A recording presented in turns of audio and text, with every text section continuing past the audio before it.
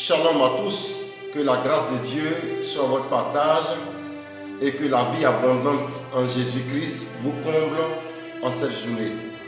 Ce jour, je veux partager avec vous, bien-aimés, le verset du jour. Et ce verset, je le tire du livre de la Genèse en son chapitre 41 et le verset 38. Genèse 41, 38, et je lis: Et Pharaon dit à ses serviteurs: Trouverions-nous un homme comme celui-ci, ayant en lui l'Esprit de Dieu? Genèse 41, verset 38. Et Pharaon dit à ses serviteurs: Trouverions-nous un homme comme celui-ci, ayant en lui l'Esprit de Dieu? Bien-aimé, le verset du jour de Genèse 41, verset 38 est une parole du Pharaon, roi d'Égypte. Et cette parole s'adressait à la fois à ses sages, à ses conseillers, à ses ministres, à ses députés, ses parlementaires, à tous ses magiciens, à tous ses savants, à tous les sachants de son royaume. Mais cette parole, bien que s'adressant à toutes ces personnes-là, avait une cible. Et la cible, c'est Joseph. Joseph, fils de Israël ou Jacob, petit-fils d'Isaac et arrière-petit-fils d'Abraham.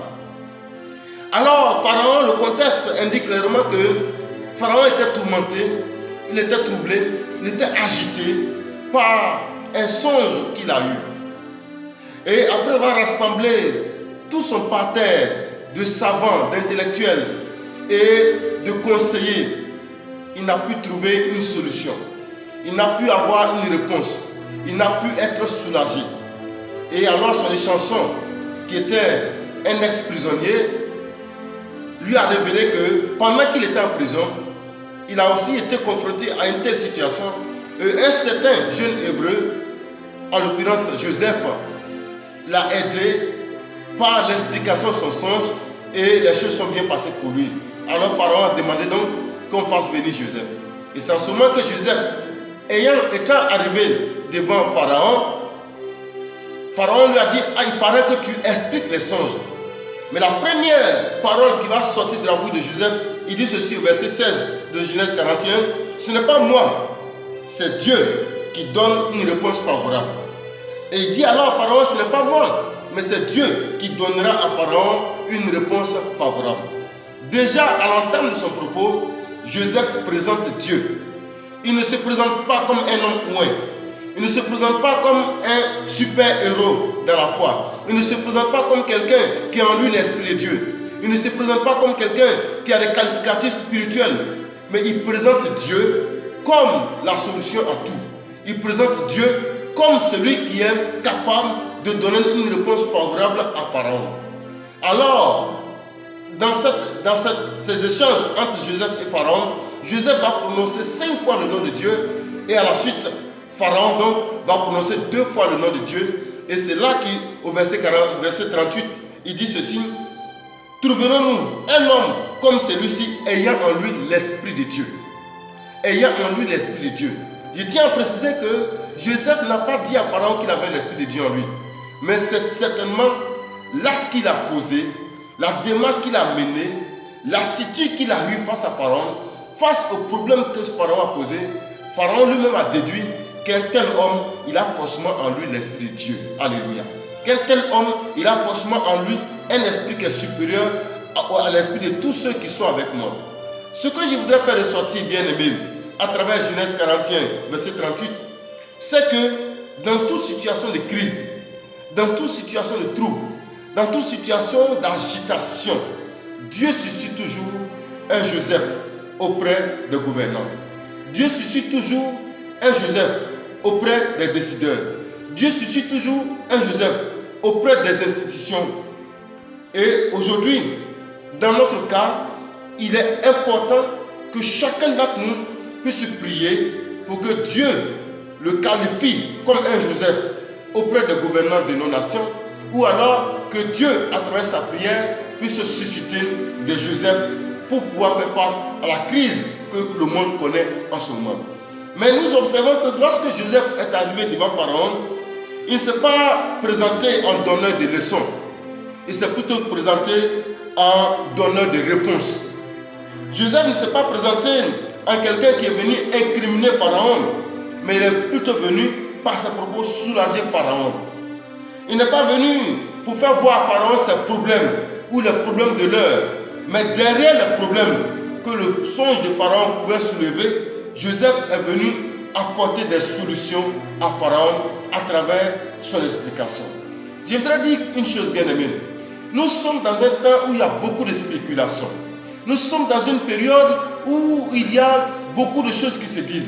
Et on a tendance à condamner X ou Y. On a tendance à incriminer X ou Y. On a tendance à se porter en donneur de leçons. Je pense que nous aurons peut-être mieux fait de changer un peu la donne, de changer notre façon de voir les choses, de changer notre approche de l'atmosphère qui prévaut en ce moment, en nous présentant comme quelqu'un qui a à la fois une réponse aux questions que l'humanité se pose en ce moment, quelqu'un qui à la fois qui peut se constituer en soulagement aux besoins exprimés en ce moment par l'humanité, besoins sanitaires, besoins sociaux, besoins économiques, besoins de développement, besoins de réorganisation du tissu social. Le Seigneur attend de nous que nous puissions nous présenter en apporteur de solutions, en agent de solutions face à tous les problèmes que l'humanité a en ce moment.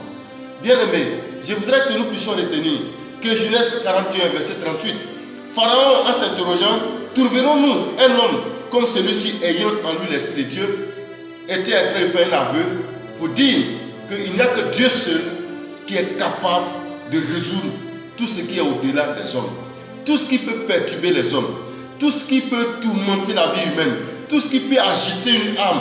Il n'y a que Dieu. Et Pharaon, bien que ne connaissant pas Dieu, il a reconnu qu'il n'y a que l'Esprit de Dieu capable de transformer certaines situations. La Bible dit que Dieu lui-même, dans le désert, il ouvre, n'est-ce pas, des voies, il ouvre des sources d'eau vive.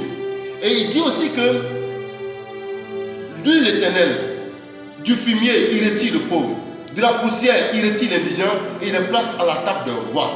La même façon, Joseph était en prison et qu'il a été placé au palais en tant qu'autorité suprême après Pharaon sur toute l'Égypte. Bien-aimé, tu peux également dans cette situation te positionner par rapport aux opportunités que cette crise présente. Et je crois que dans cette situation, il n'y a pas que la crise. Derrière la crise, il y a des opportunités. Que Dieu nous ouvre les yeux sur toutes les opportunités du moment.